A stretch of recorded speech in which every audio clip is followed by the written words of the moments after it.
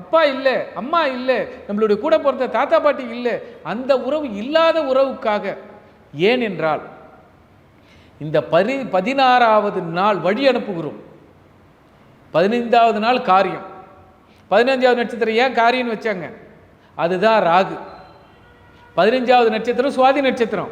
சுவாதி நட்சத்திரத்தில் தான் சூரியன் நீசம்.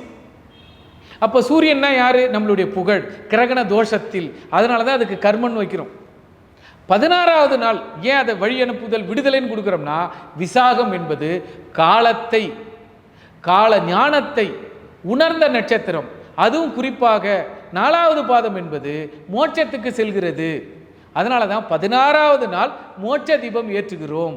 ஆக 16வது நாள் வரை நாம் மிக சிரத்தையுடன் அவர்களுக்கு கொடுக்க, அதாவது தன்னுடைய சுகங்களை எல்லாம் கட்டுப்படுத்தி கொண்டு இறந்தவர்களுடைய ஆசிகளை வேண்டுவதற்காக. குறிப்பாக எல்லை தாண்டக்கூடாதுன்னு சொல்லுவாங்க.